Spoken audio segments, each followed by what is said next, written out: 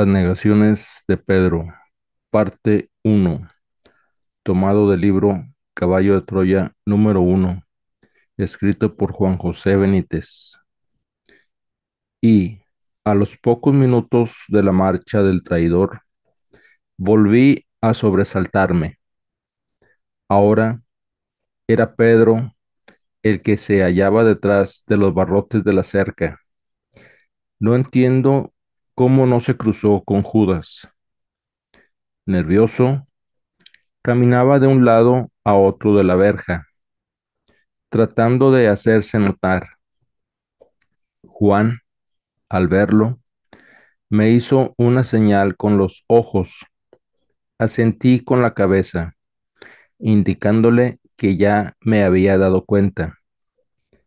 Sinceramente, sentí lástima por aquel impetuoso pero cálido y bonachón apóstol.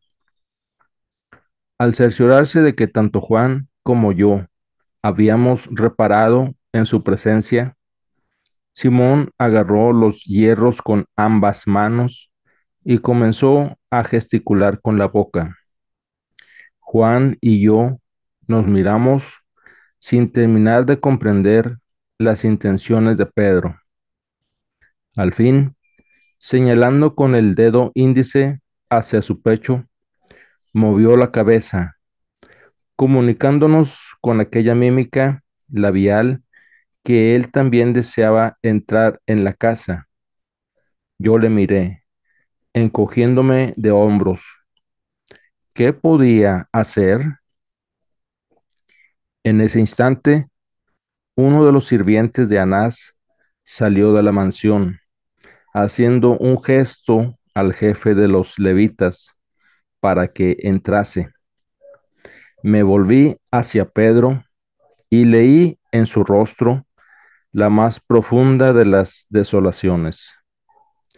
Pero al cruzar el umbral, Juan se dirigió a la mujer que permanecía en la puerta, rogándole que dejara pasar a su amigo, y el apóstol señaló a Pedro con la mano. Quedé desconcertado al oír cómo la gruesa matrona, sin pestañear siquiera, y en un tono cordial, accedía a la petición del Zebedeo, llamándole incluso por su nombre de pila. A lo largo de esa angustiosa madrugada, Juan me aclararía que no había ningún secreto en el amable comportamiento de la guardesa. Tanto él como su hermano Santiago eran viejos conocidos de aquella mujer y de los sirvientes de la casa. Juan y su familia, especialmente su madre, Salomé, pariente lejana de Anás, habían sido invitados en numerosas ocasiones al palacete del ex sumo sacerdote, mientras el jefe de los levitas conducía al nazareno al interior de la mansión. La portera descendió las escalinatas, procediendo a franquear la entrada al decaído y atemorizado Pedro. Allí mismo fui presa de otra grave duda. Al ver entrar a Simón, recordé que si los evangelios no erraban, las famosas negaciones del fogoso discípulo no tardarían en producirse. Y aunque los evangelistas Mateo, Marcos y Lucas situaban tales negaciones en la sede del sumo sacerdote Caifás, supuse que el testimonio de Juan, que menciona este suceso en el patio de Anás, debía ser el correcto. El discípulo, al comprobar mi indecisión, me instó a que le acompañase, pero elegí quedarme en el patio junto a Pedro, y así se lo dije. Después de todo, lo que pudiera ocurrir en el interior de la casa del suegro de Caifás se hallaba perfectamente cubierto con la presencia de Juan. Estos razonamientos me tranquilizaron a medias y, sin perder un segundo, acudí al encuentro de Pedro. El hombre, al verme, se abrazó a mí sin poder contener las lágrimas. Estaba confuso, no acertaba a entender lo que estaba pasando y por qué Jesús se había dejado prender tan fácilmente. Él, capaz de resucitar a los muertos, se lamentaba una y otra vez. No ha movido un solo dedo para impedir que le capturasen. Y lo que es peor, añadía con una rabia sorda, es que ni siquiera nos ha dejado a nosotros la oportunidad de ayudarle. ¿Por qué? ¿Por qué? A duras penas traté de serenar sus ánimos, pero su escasa inteligencia y su pasión por Jesús no le permitían razonar con claridad.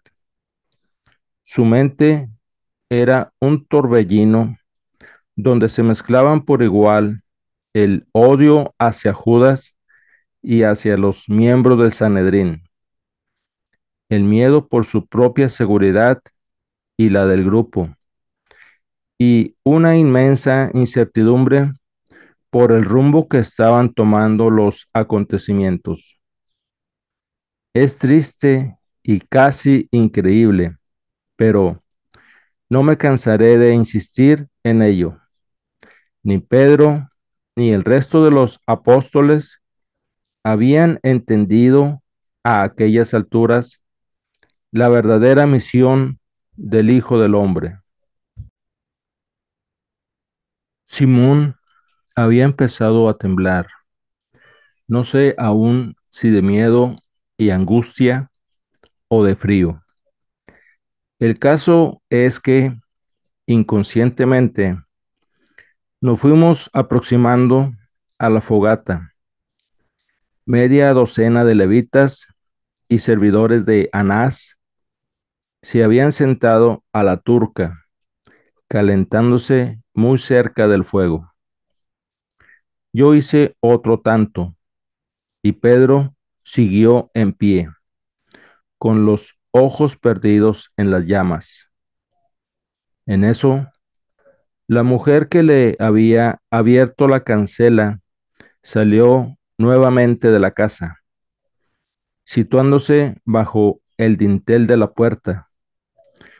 Los policías comentaban las incidencias del prendimiento, maldiciendo a los romanos. Uno de ellos, sin embargo, aludió al gesto del rabí que había curado milagrosamente a Malco, pero la tímida defensa de Levita fue sofocada de inmediato por varios de los contertulios, que explicaron el suceso como otra clara prueba del poder diabólico de Jesús.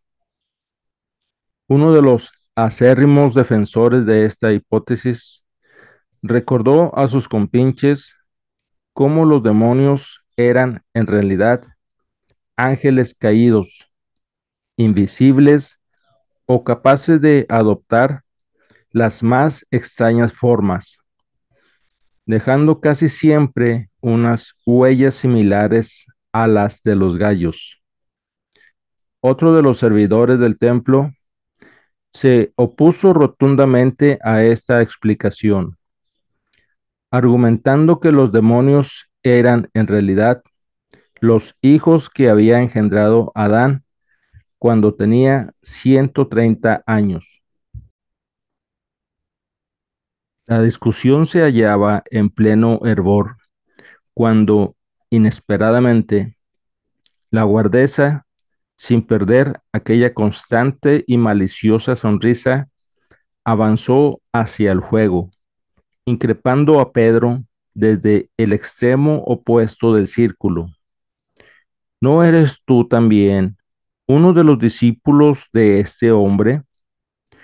Los policías se volvieron hacia Simón con gesto amenazante y el apóstol, cuyos pensamientos se hallaban muy lejos de ese súbito ataque, abrió los ojos desmesuradamente, sin poder dar crédito a lo que estaba sucediendo. Aquella pregunta, en el fondo, era tan absurda como mal intencionada. Si Pedro hubiera reaccionado con un mínimo de frialdad y sentido común, se habría dado cuenta que la matrona había sido la persona que, precisamente, le había abierto la cancela a petición de Juan. Era obvio, por tanto, que la mujer estaba al tanto de la amistad existente entre ambos, pero el miedo, una vez más, se apoderó de su cerebro y casi tartamudeando respondió, no lo soy.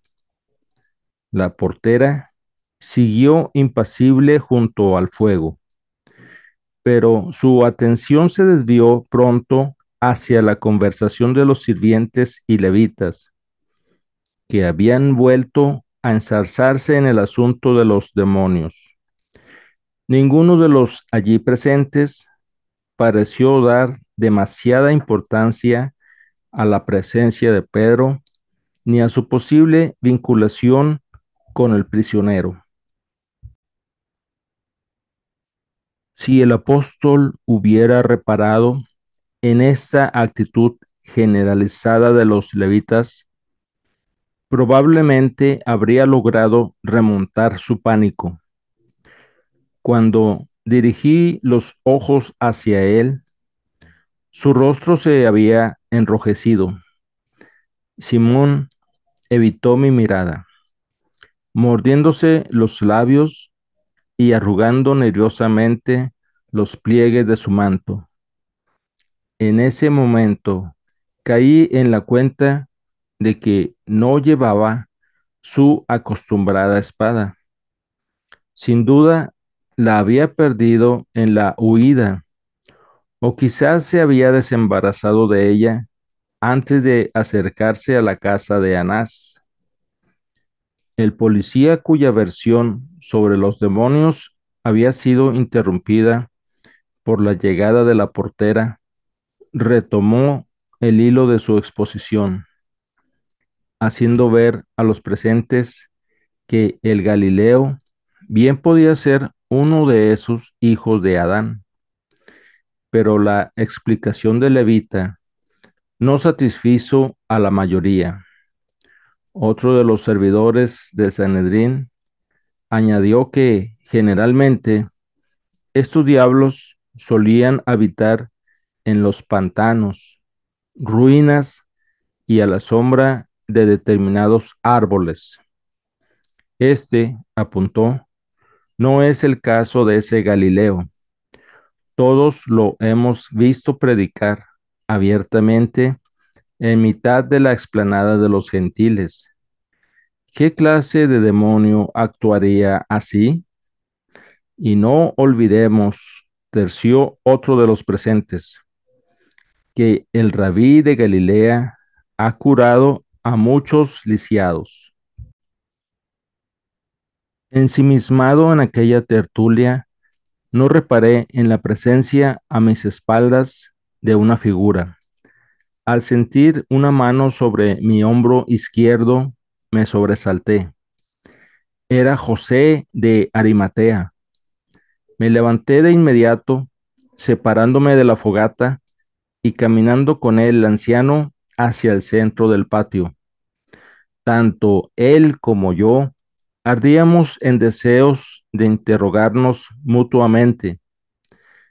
Le anuncié que el maestro había sido conducido a la presencia de Anás, poniéndole en antecedentes de cuanto había sucedido en la finca de Simón el leproso y en el camino del Olivete. José escuchó en silencio, moviendo de vez en cuando la cabeza en señal de preocupación. Por supuesto, estaba al corriente de las andanzas del Iscariote. El rápido aviso de Juan Marcos le había permitido trasladarse muy a tiempo al templo, controlando los sucesivos pasos de Judas. Allí se encontró con Ismael, el saduceo, que contribuyó eficazmente en sus pesquisas. El de Arimatea hizo ademán de entrar en la mansión, pero le retuve, rogándole que me informase sobre la conducta del traidor, y sin querer empecé a bombardearle con todo tipo de preguntas.